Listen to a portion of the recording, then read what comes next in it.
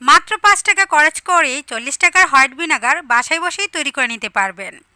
খুব সহজে কিভাবে হোয়াইট ভিনেগার তৈরি করা যায় সেটা দেখাবো।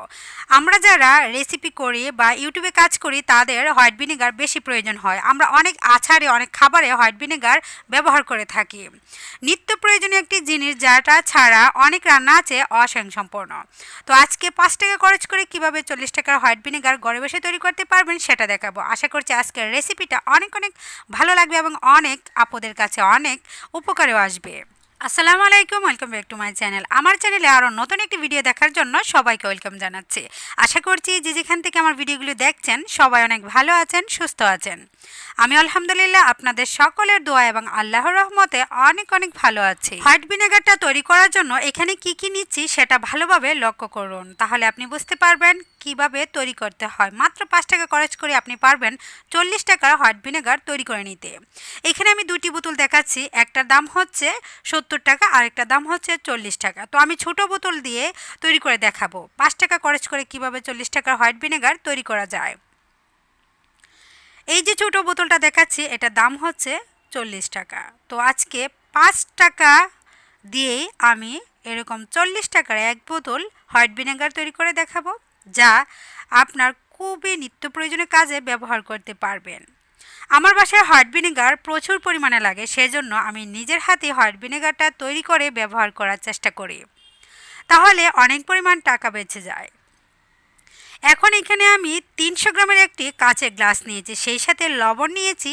আরেকটি উপকরণ যেটা ইম্পর্টেন্ট হোয়াইট ভিনেগার তৈরি করার ক্ষেত্রে, সাইট্রিক অ্যাসিড নিয়েছি। যেই ছোট কৌটোটা আপনারা দেখতে পাচ্ছেন সেটার নাম হচ্ছে সাইট্রিক অ্যাসিড। অনেকে প্রশ্ন করতে পারে এরকম সাইট্রিক অ্যাসিড কোথায় পাবো। যে কোনো বড় মুদির দোকানে যেখানে সব কিছু কসমেটিক ধরে ডিম থেকে নিয়ে সব কিছু পাওয়া যায়, সেখানে আপনি বড় মুদির দোকানে যেয়ে বলবেন সাইট্রিক অ্যাসিড, তাহলেই দিয়ে দিতে পারবে।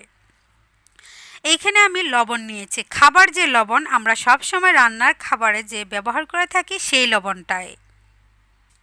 লবণটা নিয়ে নিচ্ছি ভরপুর ১ চা চামচ পরিমাণ। আপনি লক্ষ্য করুন ৩০০ গ্রাম পানির মধ্যে ভরপুর খাবার লবণ দিয়ে দিচ্ছি ১ চা চামচ পরিমাণ। আপনি পারফেক্টভাবে যদি এরকম হোয়াইট ভিনেগার তৈরি করতে চান সেক্ষেত্রে মাপটা অবলম্বন করতে হবে। ৩০০ গ্রাম পানির মধ্যে খাবার লবণ ১ চা চামচ পরিমাণ। আর এখন সাইট্রিক অ্যাসিডের বোতলটা নিয়েছি, এটা কিন্তু লিকুইডও পাওয়া যায়, আমি হচ্ছে লবণের মতো দানা দানা যেটা সেটা নিয়েছি। এই সাইট্রিক অ্যাসিডটার মূল্য হচ্ছে মাত্র ৪০ টাকা। এই ৪০ টাকা দিয়ে আপনি চাইলে ৪ লিটার পরিমাণ হোয়াইট ভিনেগার তৈরি করে নিতে পারবেন। এটা মূলত দেওয়া হয় অন্যান্য খাবারেও ব্যবহার করা যায় খাবারটাকে দীর্ঘদিন ভালো রাখার জন্য। এখন আমি সাইট্রিক অ্যাসিড নিয়েছি, দেখুন ভরপুর ১ চা চামচের ৪ ভাগের ৩ ভাগ।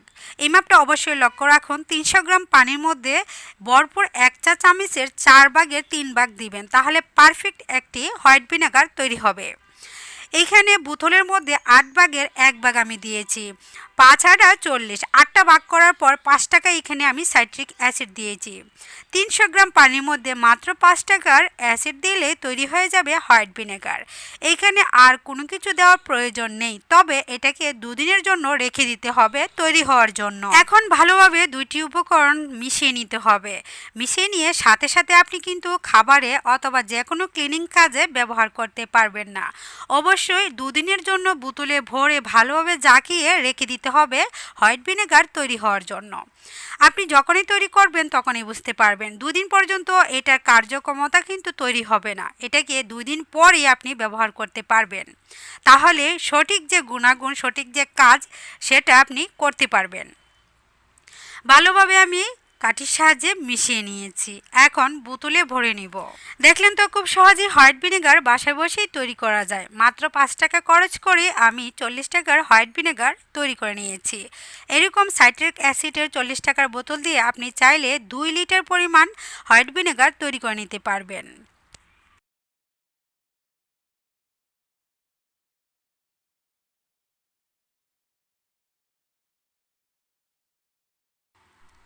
ভালোভাবে পানির সঙ্গে মিশিয়ে নিচ্ছি, এখন হচ্ছে বোতলে ঢেলে নিচ্ছি। ঢেলে নিয়ে এমন করে ঢালতে হবে যেন আপনি জাকিয়ে নিতে পারেন। ঢেলে নেওয়ার পর বোতলে দেওয়ার পর ৫ মিনিট পর্যন্ত ভালোভাবে জাকিয়ে নিতে হবে। যাকে নিয়ে 2 দিন জন্য অপেক্ষা করবেন। 2 দিন পর অবশ্যই আপনি আপনার ক্লিনিং কাজে অথবা রান্নার রেসিপিতে ব্যবহার করতে পারবেন।